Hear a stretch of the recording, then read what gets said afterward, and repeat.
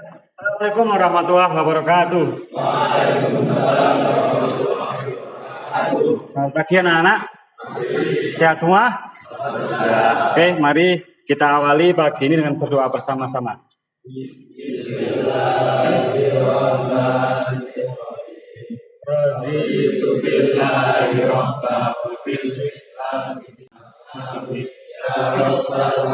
Oke, pagi ini kita awali dengan absensi seperti biasa ya, menggunakan e-rapot yang sudah ada di aplikasi sekolah. Ya, yang pertama Mas Alifun ada? Oke. Mas Andi, Andrian, Zidan, ya semuanya sudah dipanggil ya.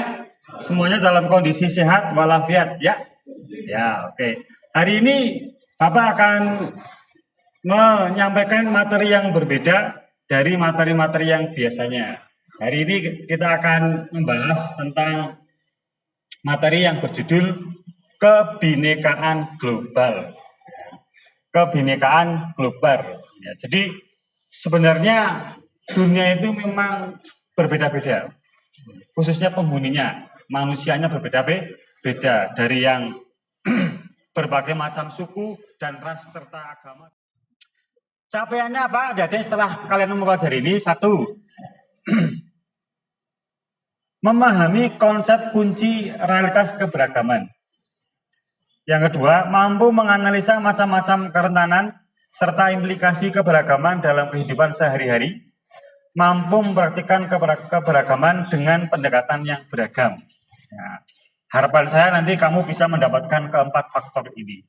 Ya, konsepnya tahu, bisa menganalisa, tiga berarti ya, mampu mempraktikkan keberagaman.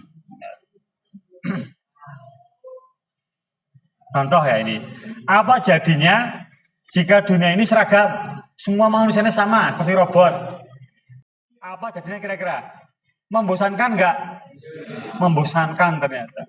Kita dibuat beda-beda, nantinya ada kreativitasnya, ada variasinya. Ya, walaupun anak kembar, tapi tetap berbeda. Ya, ternyata beda itu indah. Apakah Anda pernah terpikir untuk dilahirkan kembali sebagai bangsa lain? Pernah mikir nggak? Apa jadi wong Cina? Bangsanya kalau orang kaya sih berarti pengen lahir jadi Cina, jadi India, jadi Bangladesh. Pernah pengen? Dia kenapa pengen jadi warga?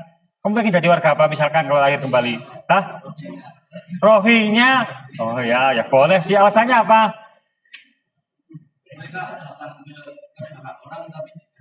Dikasih emas. Oke, boleh. Dikasih emas, nggak dikasih emas, ya masih cari sendiri berarti ya. Oke, ada yang lain pengen jadi warga negara mana? Qatar ya, Qatar, sip, biar apa?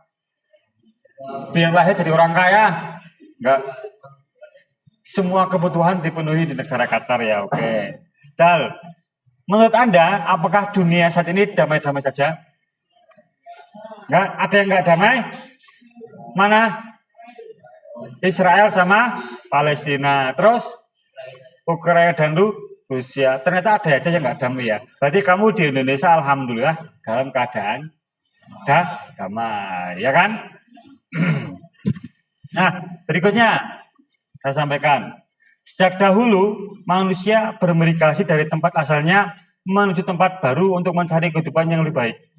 Dulu bangsa Eropa sampai ke Indonesia, entah Portugis, entah Belanda, entah Perancis, entah Inggris, sampai ke Indonesia, ya, mereka ingin mencari kehidupan yang lebih baik lagi. Misinya, jadi mencari rempah-rempah, mencari emas dan sebagainya, ya. Dan pada dasarnya manusia itu ingin berpindah dari tempat yang tidak enak ke tempat yang lebih enak. Seperti itu. Itu manusia sama dari dulu sampai sekarang, ya, berpindah dari yang tidak enak ke tempat yang lebih enak. Terus kemudian mass migration of mankind.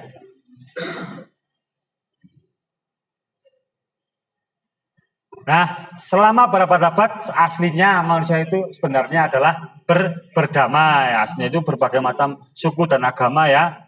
Itu. Nah, di sini saya akan menyampaikan tentang apa namanya game ya, games. Game mencocokkan antara foto dengan asal negaranya.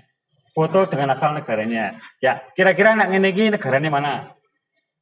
Foto yang ini Argentina, Brazil, Meksiko, United States, Kanada, Greenland, Germany, Spanyol, Arab, India, atau mana? Orang kayak gini. Orangnya seperti ini. Nah, ini refleksi ya. Adik-adik sekalian coba dijawab. Bagaimana jadinya jika manusia di dunia hanya boleh tinggal di tempat asalnya, tidak boleh migrasi?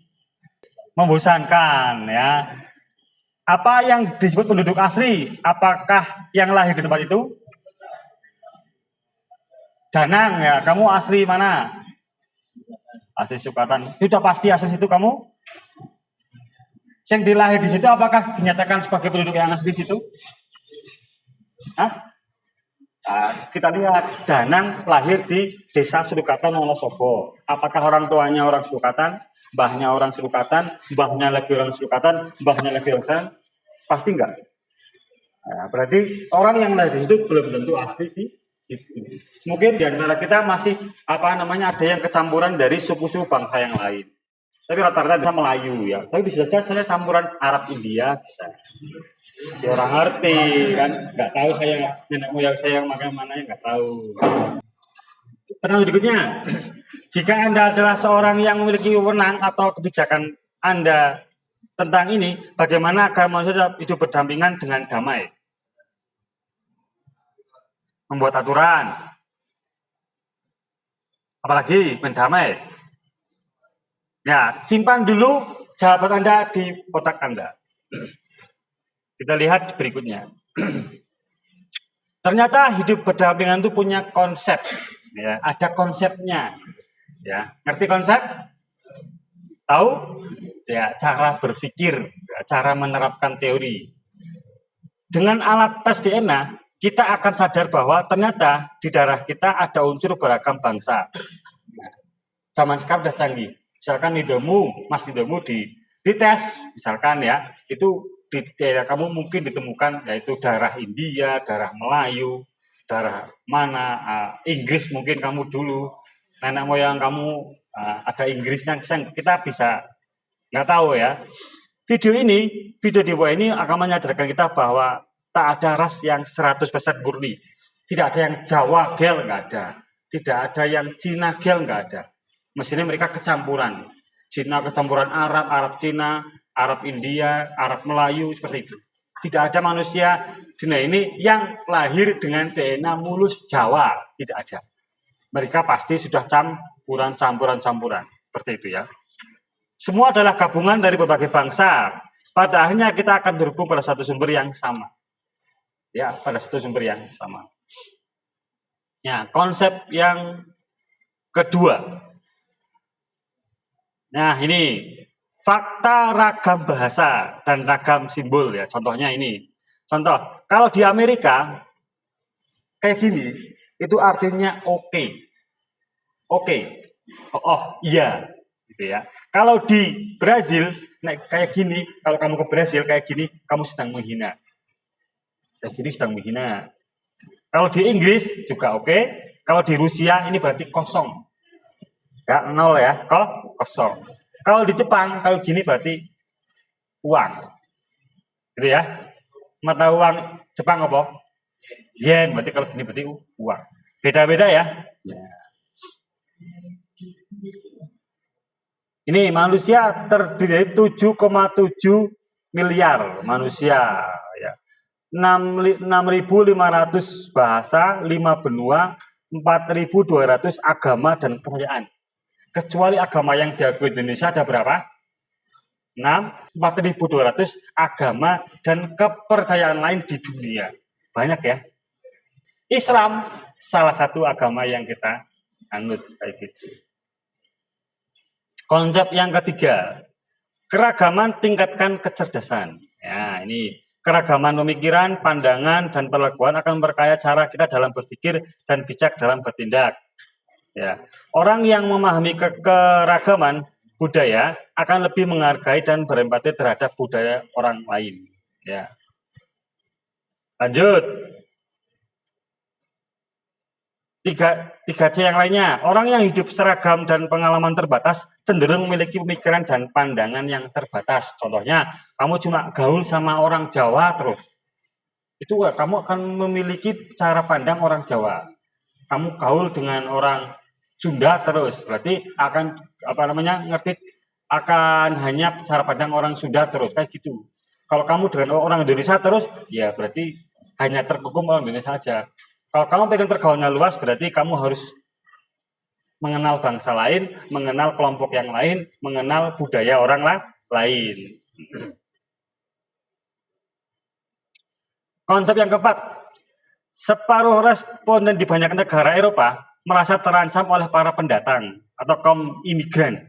Nah, ini adanya konsep kerentanan. Jadi di sebuah negara Eropa itu mereka pada khawatir ada imigran, migrasi, perpindahan ya dari kaum imigran ini yang ke sana sing bisa saja mengambil alih negaranya, mengambil alih pemerintahannya, mengambil alih budayanya. Ada kerentanan seperti itu. Konsep masih keempat, di Amerika Serikat terjadi peningkatan tindakan intoleran seperti kasus diskriminasi terhadap warga kulit hitam dan kekerasan terhadap warga keturunan Asia. Jadi di sana ada kerentanan diskriminasi. Warga yang kulit hitam dan warga Asia itu diperlakukan diskriminatif. Tahu? Didiskriminasi. Ratusan ribu orang Rohingya meninggalkan negaranya untuk menyelamatkan diri dari serangan ekstremis Buddha yang didukung pasukan keamanan Myanmar. Jadi di sana kenapa orang-orang Islam Myanmar itu pergi dari negaranya? Karena mereka khawatir dibunuh, khawatir dimatikan oleh ekstremis. Ya, atau ekstremis, jadi orang yang terlalu, ya namanya ekstremis, terlalu. Jadi Buddha yang didukung oleh pemerintah mereka, yang didukung oleh militer mereka. Makanya mereka sampai ada yang di Indonesia. Kunci sukses abad 21. Ya, yang satu, penyelesaian masalah secara inovatif. 2, pemikir kritis. 3, pembaca yang baik. 4, eksplorasi investigatif. 5, komunikator kreatif. 6, pembelajar yang pandai. Nah, ini kita akan mengaplikasikan. Yang pertama, belajar toleransi dari berbagai negara. Nah, cari teman dari negara lain untuk mendiskusikan hal-hal dewa ini. Ya, ditanyakan nantinya, apakah dia penduduk asli negara tersebut, apakah bagaimana dia melihat pendatang, bagaimana orang yang beragam bangsa, budaya, dan agama hidup di negaranya. Nah. Guys, ya, itu materinya. Terima kasih. Ada yang nanyakan? Silakan, Mas. Kalau Islamophobia di Eropa itu gimana Pak yang diskriminasi gara-gara ada Islamophobia. Oke, terima kasih. Tapi tadi contohnya di Rohingya ada yang namanya Islamophobia juga di sana, Mas. Di mana orang-orang Buddha di sana itu khawatir Islamnya semakin besar. Akhirnya mereka melakukan tindakan-tindakan yang ekstrim, ya termasuk dengan membunuh, menganiaya, mendiskriminasikan seperti itu. Makanya kita hidup di negara kita dengan berbagai macam agama dan suku dan bangsa, kita tidak ada yang fobia.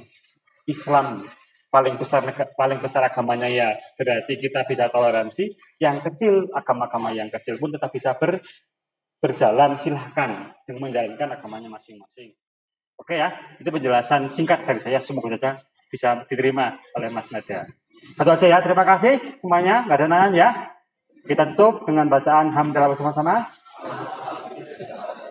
Nah, silakan berdoa. Bismillahirrahmanirrahim. Wal amin ya rabbal alamin. Ya, terima kasih dari saya. Assalamualaikum warahmatullahi wabarakatuh.